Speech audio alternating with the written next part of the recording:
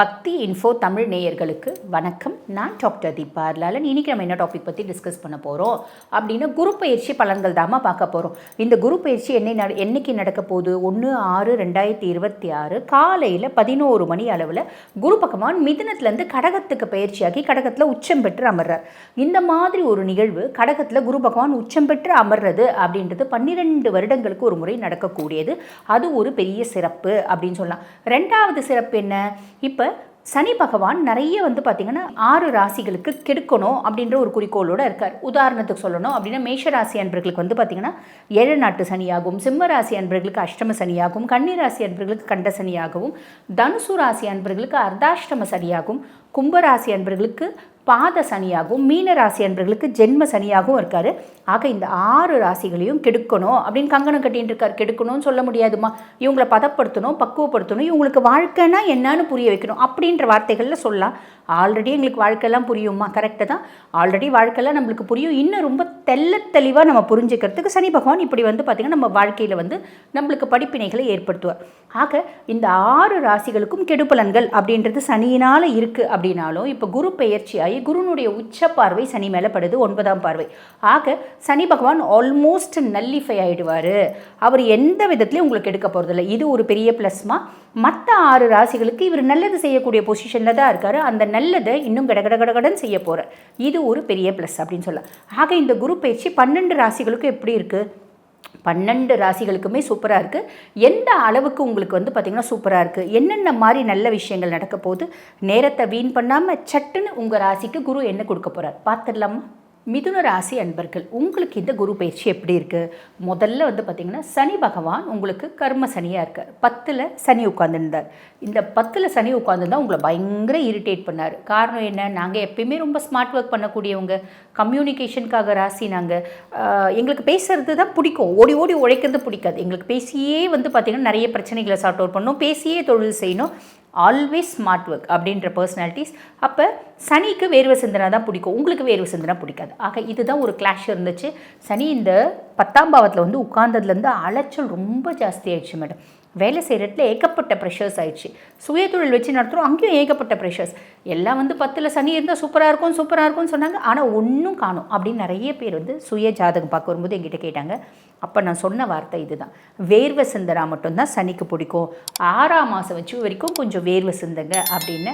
காரணம் என்ன? 6ஆம் மாதத்துக்கு மேலே குரு பயிற்சி ஆகுது இல்லைங்களா? இப்போ இந்த 1/6/2026 குரு பயிற்சியாகி குருனோட உச்ச பார்வை சனி மேலே படிகிறதுனால, எப்பா நீ ஸ்மார்ட் ஒர்க்கான செய், ஹார்ட் ஒர்க்கான செய், எதையோ ஒரு வேலை செய், உனக்கு என்ன பலனும் நான் அதை கொடுத்தே தீந்துடும், எனக்கு வேறு வழியே இல்லை அப்படின்ற ரேஞ்சுக்கு பார்த்திங்கன்னா சனி பகவான் வந்துட்டார். அப்போ சனியினால் இருந்த இடையூறு இனி இல்லை, கவலைப்பட வேண்டாம். இது ஒரு பெரிய ப்ளஸ். அதுக்கப்புறம் குரு பகவான் உங்களுக்கு குடும்ப குருவாக வந்திருக்கார். 2ஆம் பாவத்தில் அமர்ந்திருக்கார்.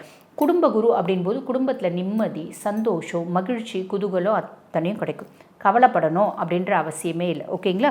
சரிம்மா, இப்போ இந்த குடும்ப குரு வந்திருக்காரும்போது வேறு ஏதாவது அட்வான்டேஜ் இருக்கா அப்படின்னா இருக்குமா. அது என்ன?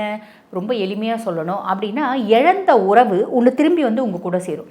அது 10 வருஷத்துக்கு முன்னாடி பிரிஞ்சு போன மாமியாராக இருக்கலாம், மாமனாராக இருக்கலாம், இல்லை அண்ணனாக இருக்கலாம், தம்பியாக இருக்கலாம், ஏதோ ஒன்று. அதே மாதிரி புது உறவு அப்படின்றது ஒன்று வரும். உங்கள் வீட்டில் ஒரு குழந்தை பிறப்பு, திருமணமாகி ஒரு புதுசாக ஒரு பொண்ணு வர்றது, பையன் வர்றது, இப்படி ஏதோ ஒரு உறவு உங்கள் கூட அந்த உறவு கூட நீங்கள் சந்தோஷமாக இருக்கக்கூடிய காலகட்டம். ஓகே, சூப்பர் இல்லைங்களா?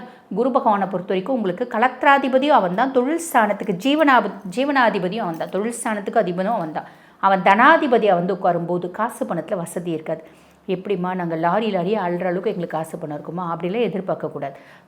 பரவாயில்லைங்க, நாங்கள் முதல்ல விட ஆண்டவன் புண்ணியத்தில் எங்களுக்கு வருமானத்துக்கு பிரச்சனை இல்லைங்க, சந்தோஷமாக இருக்குது, திருப்திகரமாக இருக்குது அப்படின்னு சொல்லக்கூடிய அமைப்பு. புரியுதுங்களா? அதுக்கு மேலே உங்களுக்கு லாரியாக கூட வரலாம். உங்கள் சுய ஜாதகத்தில் தசை எக்ஸலண்ட்டாக இருக்குன்னா அது வேண்டாம் நாங்கள் சொல்லலை. பட் இன் ஜென்ரல் சொல்கிறோம். எதுலம்மா கவனமாக இருக்கணும் அப்படின்னா, ரொம்ப எளிமையாக சொல்லணும்னா 2ஆம் பாவத்தில் குரு பகவான்மா.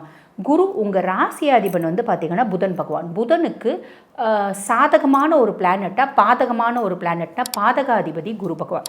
அப்போ பாதகாதிபதி வாக்குஸ்தானத்தில் உட்காந்துட்டு இருக்கான் அப்படின் போது அது டாக்குமெண்டேஷனுக்கான இடமும். அப்போ நீங்கள் ஏதாவது டாக்குமெண்டேஷன் பண்ணுறீங்க அப்படின்னா நல்லா அனலைஸ் பண்ணுங்கள். ஒரு முறைக்கு 3-4 முறை அனலைஸ் பண்ணிட்டு தான் டாக்குமெண்டேஷன் அப்படின்றது பண்ணணும். ஃபஸ்ட்டு விஷயம். 2வது யாருக்கும் வாக்கு கொடுக்கக்கூடாது. நான் இந்த வேலையை இந்த காலகட்டத்தில் முடிச்சு கொடுத்துட்றேம்மா, இந்த பிள்ளைக்கு தானே லோன் கொடுக்குறீங்களா, கொடுங்க, நான் ஷூரிட்டி கையெழுத்து போடுறேன். நான் அஷூரன்ஸ் கொடுக்கறது, வாக்கு கொடுக்கறது, கேரண்டி கொடுக்கறது, இது எதுவுமே செய்யக்கூடாது.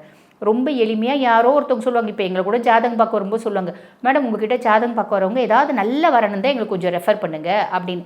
இப்போ என் ஸ்டேஜ்லேயே நீங்கள் இருக்கீங்கன்னு வச்சுக்கோங்களேன், நல்ல வரன் ஒரு வருது, அந்த பொண்ணு தான் சொல்லிச்சே பாவம் இந்த பையன் மேட்ச் ஆவான் அப்படின்னு சொல்லிட்டு கொடுத்தோன்னு வச்சுக்கோங்களேன், நாளைக்கு அவங்க 2 பேருக்கும் பிரச்சனை வரும்போது அந்த அம்மா சும்மா இருந்துச்சுன்னா இருந்திருக்கும், ஏதோ காசு வாங்கின்னு இந்த ஜாதகத்தை நம்மக்கிட்ட கொடுத்துச்சு. நல்ல வார்த்தை செஞ்சதுக்கு நமக்கு பார்த்திங்கன்னா நல்ல வேலை செஞ்சதுக்கு நமக்கு ஒரு அவப்பேர் வரும். நாளைக்கு குடும்பம்னு இருந்தால் பிரச்சனை இருக்க தானே செய்யும். எல்லாருமே எப்பயுமே பார்த்திங்கன்னா ராம் சீதா ஜோடி மாதிரியே வாழறது இல்லை இல்லைங்களா. ராம் சீதா ஜோடிக்கே பிரிவினைன்றது இருந்துச்சு தானே. ஆக இந்த மாதிரி ஒரு விஷயம் பார்த்திங்கன்னா நம்ம நல்லது செய்ய போய் நம்ம தலையில் பேர்டன் அப்படின்ற மாதிரி ஆகிடும். ஆக யாருக்கும் வாக்கு கொடுக்காதீங்க, நம்ம உண்டு நம்ம வேலை உண்டு நிறுந்துருங்க. இது நல்லது, இது சூப்பர் இல்லைங்களா. ஆன் தி ஹோல் குரு பயிற்சி எப்படி இருக்குது? குடும்பத்தில் நிம்மதி, சந்தோஷம், மகிழ்ச்சி, குதூகலம் அத்தனையும் கொடுத்துருப்பார், கவலைப்படாதீங்க. கடன் நிறைய இருக்குது அப்படின்னாலும் அடைக்கக்கூடிய ஒரு பிராப்தம் உண்டு. தொழிலில் முன்னேற்றம் வரக்கூடிய பிராப்தம் உண்டு. நம்மளுக்கு மரபொழி சொத்துக்கள் ஏதாவது இருக்குது அப்படின்னா சேர்கிறதுக்கான பிராப்தம். ஆரோக்கிய குறைபாடுகள் இருக்குது அப்படின்னா அதில் நல்ல முன்னேற்றம், மாற்றம் அப்படின்றது வரும். எதில்மா ஜாக்கிரதையாக இருக்கணும்? ரொம்ப ஜாக்கிரதையாக இருக்கணும் அப்படின்னா வாக்கு கொடுக்கறதுல ஜாக்கிரதையாக இருக்கணுமா. 2வது ராகு பகவான் 9ல் இருக்கான், பாக்கியஸ்தானத்தில் ராகு. பிள்ளைங்க வெளிநாட்டுக்கு படிக்க போகிறேன் அப்படின்னு வெளிநாட்டுக்கு படிக்க போயிடும். அங்கே போய்ட்டு ஐயோ என்னால் முடியலையே, எனக்கு இங்கே கிளைமேட் அடாப்ட் ஆகலை, ஃபுட் அடாப்ட் ஆகலை, என்னால் முடியல, எனக்கு எங்கள் அம்மா விட்டு இருக்க முடியல, அப்பா விட்டும் இருக்க முடியல அப்படின்னு நம்ம செலவு பண்ண காசை வேஸ்ட் பண்ணுற மாதிரி திரும்பி வரத்துக்கு பார்க்கும். ஆக வெளிநாட்டுக்கு வேலைக்கு போனாலும் படிக்க போனாலும் கொஞ்சம் அனலைஸ் பண்ணிவிட்டு போகிறது நல்லதுமா. புரியுதுங்களா? சரி, இப்போ பரிகாரம் அப்படின்னா என்னம்மா சொல்லுவீங்க, என்ன பிளானட்ஸை பேஸ் பண்ணி சொல்லுவீங்க அப்படின்னா, கேதுவும் 3ஆம் பாவம் இருக்கா. நம்ம வயது கம்மி பர்சனாலிட்டிஸ் கூட வம்புவாதம் வழக்கு வச்சுக்கூடாது. ப்ளஸ் என்ன, நான் ஆக்கப்பூர்வமான சிந்தனை எனக்கு ஜாஸ்தியாகும், சைலண்ட் கரேஜ் அப்படிம்பாங்க, அது இருக்கும். அப்போ ராகு 9, கேது 3, குரு 2 வாக்குஸ்தானத்தில் குரு பாதகாதிபதி அப்படின்றதுனால இந்த 3 பிளானட்ஸை பேஸ் பண்ணி தாம்மா நாங்கள் பரிகாரம் அப்படின்றது சொல்ல போகிறோம். அப்போ யாரோட பரிகாரத்தை சொல்ல போகிறோம், எந்த பகவானை வழிபாடு பண்ண சொல்ல போகிறோம் அப்படின்னா ஸ்ரீராமச்சந்திரமூர்த்தி. ஒரு வில், ஒரு சொல், ஒரு இல். பேசும்போது சொற்குற்றத்துக்கு ஆளாகாமல் இருக்க சொல்லுக்கு நாதனான ஸ்ரீராமச்சந்திரமூர்த்தியை வழிபாடு பண்ணணும். ஸ்ரீராமச்சந்திரமூர்த்தி எப்படிமா வழிபாடு பண்ணலாம், எப்படினாலும் வழிபாடு பண்ணலாம். ராம நாமம் நீங்கள் சொன்னீங்க அப்படின்னாலே போதுமானது. ராம ராம ராம ராமா அப்படின்னு நம்ம கூப்பிட்டுட்டே இருக்கோம். மனசில் சதாசர்வ காலமும் இல்லை தோணும்போது நினைக்கிறோம் அப்படின்னாலும் எங்கெல்லாம் ராமநாமம் ஜபிக்கப்படுதோ அங்கெல்லாம் ஹனுமன் சுயம் இருப்பாம்மா. ஆக ராகு கேது எந்த பிரச்சனையும் உங்களுக்கு இருக்காது. ராமநாமம் சொல்லும்போது சனியும் அமைதியாயிடுவார். சனி ஆல்ரெடி நல்லா இருக்கார். 9 கோள்களும் அமைதியாயிடுவாங்க. ஆக ராம நாமம் சொல்லுங்கள். அதுவே பார்த்திங்கன்னா பெரிய பயன்களை, அளப்பரிய நன்மைகளை உங்களுக்கு சாலிடாக கொடுக்குமா. வாழ்த்துக்கள். இப்போ நான் சொன்னது பார்த்திங்கன்னா உங்கள் ராசிக்கான பொதுவான பலன்கள். இதை பார்த்துட்ருக்க நீங்கள் நாங்கள் பார்த்திங்கன்னா இந்த குரு பயிற்சியிலையாவது வீடு வாங்குவோமா, இந்த குரு பயிற்சி காலகட்டத்திலையாவது திருமணம் நடக்குமா, இந்த குரு பயிற்சி காலகட்டத்திலையாவது எங்கள் குடும்பத்தில் இருக்க பிரச்சனைகள் எல்லாம் ஓஞ்சிடுமா, இந்த குரு பயிற்சி காலகட்டத்திலையாவது எங்களோட ப்ராப்பர்ட்டி எங்கள் கைக்கு சேருமா, கோர்ட்டில் இருக்க கேஸ்னோட ஜட்ஜ்மெண்ட் எங்களுக்கு ஃபேவரபுளாக வருமா, குழந்தையின்மைக்காக வைத்தியம் பண்ணிகிட்ருக்கோம், இது சாதகமாகுமா. இந்த மாதிரி 1, 2 குடும்பம்னு எடுத்தால் ஏதாவது ஒரு பிரச்சனை இருக்க தானம்மா செய்யும். அந்த மாதிரி உங்கள் குடும்பத்துலேயும் பல பிரச்சனைகள், தீராத பிரச்சனைகள் இருக்குது அப்படின்னா இது எப்படிமா தீருமா தீராதா அப்படின்னு கண்டுபிடிக்கிறது அப்படின்னா நம்மளோட சுய ஜாதகம் தாம்மா அதுக்கான இண்டெக்ஸ். சுய ஜாதகத்தை அனலைஸ் பண்ணிக்கிறீங்க அப்படின்னா பர்ஃபெக்டாக கண்டுபிடிச்சிட முடியும். அந்த மாதிரி உங்களுக்கு உங்கள் சுய ஜாதகத்தை அனலைஸ் பண்ணணும் அப்படின்னா நான் பேசிகிட்டு இருக்கும்போதே என்னோடய வாட்ஸ்அப் நம்பர் டிஸ்பிளேயில் கொடுத்துருப்பாங்கம்மா, அதுக்கு கால் பண்ணி அப்பாயின்மெண்ட் ஃபிக்ஸ் பண்ணி என்கிட்ட பேசிக்கலாம். நன்றி.